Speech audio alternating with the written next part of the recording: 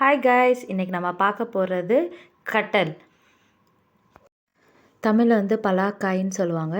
இதை வந்து எடுத்துக்கணும். இதை நல்லா வாஷ் பண்ணி வச்சுக்கணும்.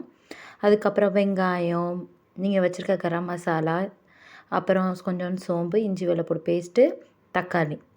ஒரு கடாயில் வந்து எண்ணெய் ஊற்றி வச்சுக்கோங்க. காய வைங்க எண்ணெயை. அதுக்கப்புறம் அதில் அதை வந்து போட்டு மெதுவாக நீங்கள் வந்து ஃப்ரை பண்ணி எடுத்துக்கலாம். இந்த மாதிரி சரிங்களா? எரிய விட்டுறக்கூடாது. லைட்டாக ஃப்ரை பண்ணி எடுத்துருங்க. அந்த பிசுப்பு தன்மை வந்து போகிற அளவுக்கு வெளியே இருக்குது. அப்படியே கிறிஸ்பி ஆகிடுச்சுன்னா சாப்பிடவும் நல்லாயிருக்கும். இது வந்து தவா கறி மாதிரி தான் பண்ண போகிறேன். உங்களுக்கு வேணும்னா தண்ணி ஆட் பண்ணி நீங்கள் வந்து கெட்டியாக கூட வச்சுக்கலாம்.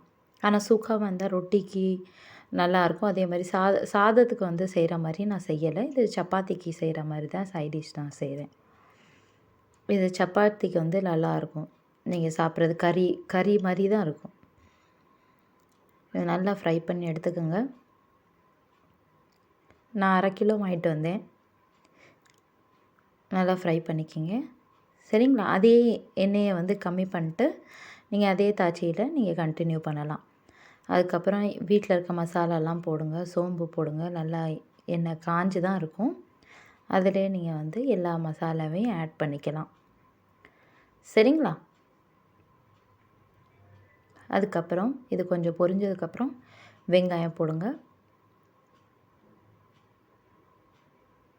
வெங்காயம் நல்லா வதங்கினதுக்கப்புறம் தான் நீங்கள் வந்து இஞ்சி வெள்ளைப்பூடு பேஸ்ட் போட்டு நல்லா ஃப்ரை பண்ணுங்கள்.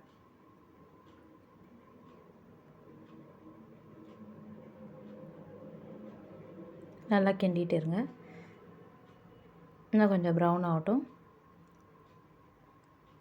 அதுக்கப்புறம் இஞ்சி வெள்ளைப்பூடு பேஸ்ட்டை போட்டு நல்லா கிண்டுங்க.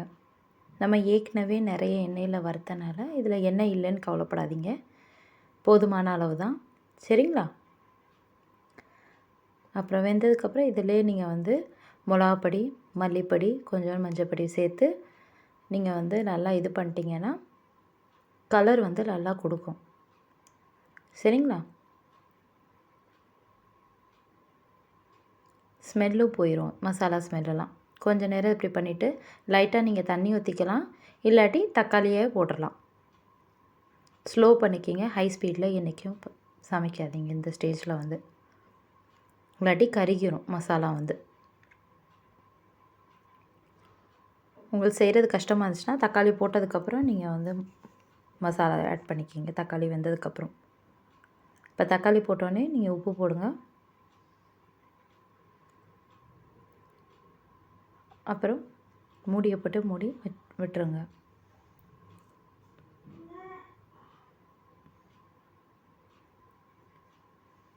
நல்லா கலந்துக்குங்க.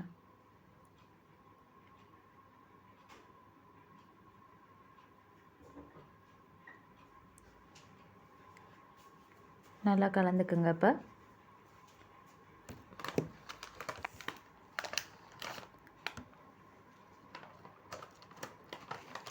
நல்லா கலந்ததுக்கப்புறம் நீங்கள் வந்து இதில் ஃப்ரை பண்ணதை வந்து ஆட் பண்ணிக்கிங்க. நல்லா மிக்ஸ் பண்ணுங்கள். மூடி வச்சு வேக வைங்க. முடிஞ்சிருச்சு. கட்டல், தவா கறி, சப்பாத்தி